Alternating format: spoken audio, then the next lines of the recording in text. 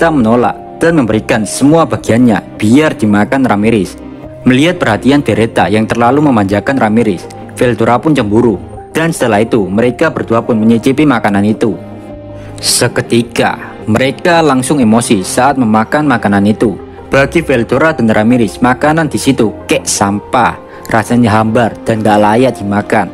Veldora dan Ramirez merasa jika Zaza emang sengaja menjamu Veldora dan Ramirez dengan makanan yang gak layak untuk dimakan.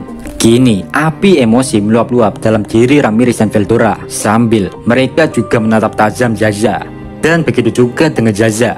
Saat tahu respon negatif dari tamunya, Zaza ikutan emosi. Zaza berkata, "Oi, cutu mati, yang kalian makan adalah sesuatu yang sangat berharga bagi kita. Kalian menginginkan makanan yang lezat. Hal semewah itu adalah sangat mustahil di tengah peperangan ini. Bisa makan saja, kita sudah bersyukur, Pak." Saat mendengar penjelasan Zaza, Ramirez dan Veldora merasa bersalah karena meminta sesuatu yang sangat merepotkan Zaza. Di situ Sarma pun menenangkan suasana. Sarma dengan kebaikan dan kelembutan hatinya, dia mengajarkan kepada Veldora dan Ramirez cara menikmati dan memakan makanan yang ada di dunia lain biar rasanya nggak hambar. Saat mengetahui hal tersebut, Veldora dan Ramirez merasa jika makanan di dunia lain nggak parah-parah banget lah, masih bisa dinikmati. Yari.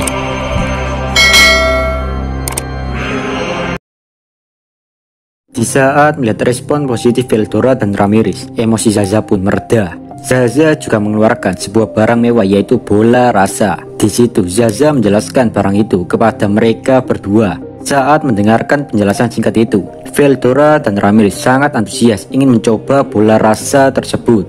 Sarma yang melihat semua tingkah laku Veldora dan Ramirez makin bingung. Sarma bertanya-tanya dalam dirinya, apakah Veldora dan Ramirez hanya berpura-pura saja atau mereka memang gak tahu sama sekali tentang semua makanan ini. Sarma pun memberanikan diri tanya tentang hal ini kepada Veldora dan Ramirez. "Anu, cudu mati, apakah kalian benar-benar tidak pernah melihat makanan seperti ini? Lalu, makanan apa yang biasa kalian makan?" Saat mendengar pertanyaan sederhana itu, entah kenapa Veldora dan Ramirez sangat bahagia. Mereka berdua menyebutkan satu persatu makanan dari isekai yang mereka sukai. Sedangkan Sarma sendiri sama sekali tidak tahu semua makanan yang disebutkan Veldora dan Ramirez, Pak. Seperti biskuit, martabak, nasi goreng tuh Sarma kagak ngerti anjing. Karena makanan itu terakhir kali dinikmati oleh generasi sebelumnya, sebelum adanya perang nuklir ini, Pak. Dari para generasi terdahulu yang ada di situ dan masih hidup adalah Zaza. Ya kalian kagak usah tanya berapa umurnya, yang pasti Zaza udah tua, Pak. Sementara itu, saat Ramirez menyebutkan makanan yang disebut kue, Zaza langsung ingat jika dia dulu sebelum perang dimulai dia pernah makan makanan mewah itu. Makanan yang hanya ada di pusat kota kekaisaran. Hal ini membuat Zaza bertanya-tanya dari mana Ramirez dan Veldora berasal sebenarnya. Lalu tiba-tiba di situ Ramirez mengeluarkan sebuah sihir dan muncullah sebuah termos yang di dalamnya sudah ada teh hangat. Sedangkan tempat minuman yang berisi air lumpur juga dibuang dan dibersihkan dengan sihir Ramirez, lalu diganti dengan teh hangat. Di situ nggak ada pak air putih galonan. Air bersih sangat susah didapatkan di masa peperangan ini. Di situ dengan santainya Ramirez pun meminum teh hangat. Nggak lupa dia juga menyuruh Sarma dan yang lain juga minum teh hangat tersebut.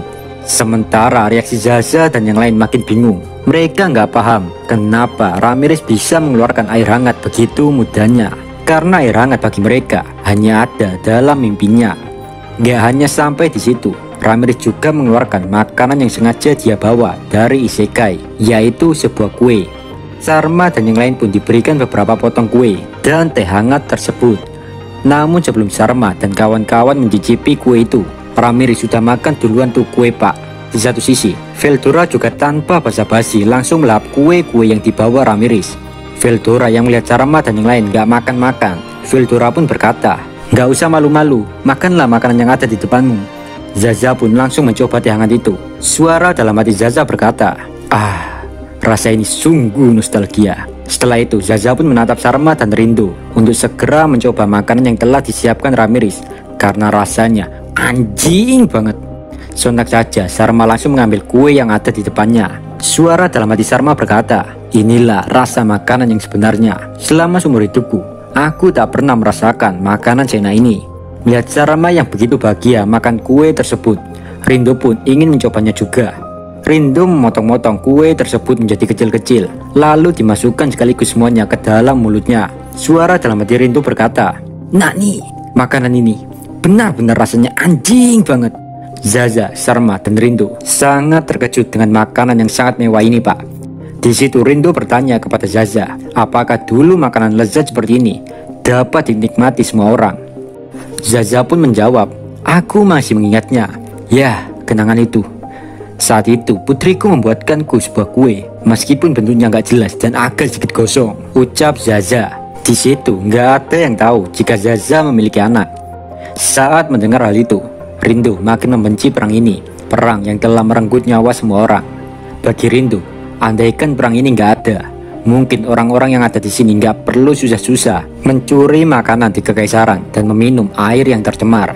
Semua orang hanya bekerja bersama dalam perjuangan putus asa untuk bertahan hidup.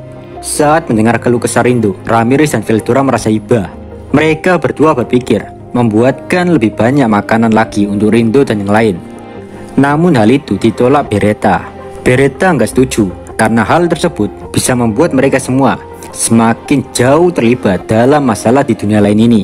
Ya kalian tahu sendiri lah Pak, kalau hari ini bantu terus besoknya Veldora dan yang lain balik ke Tempest. Tentu saja hal semacam ini membuat Rindo dan yang lain makin merasakan kepedihan yang begitu dalam, karena seolah-olah diberi harapan palsu. Ya intinya bagi Beretta, kalau mau nolong tuh nggak boleh setengah-setengah gitu Pak. Saat mendengar semua penjelasan Beretta, Ramirez dan Veldora pun mengerti. Mereka bertiga pun melanjutkan diskusi melalui transmisi pikiran tentang langkah apa yang akan mereka ambil selanjutnya. Sebelum melanjutkan ceritanya, kita flashback dulu Pak, apa yang ada di dunia lain.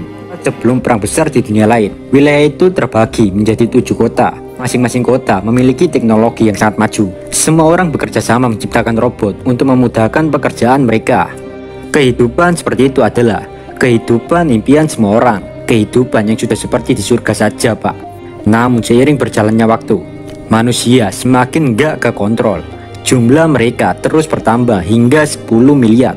Saat kejadian ini terjadi, kesenjangan sosial mulai terlihat di dunia lain.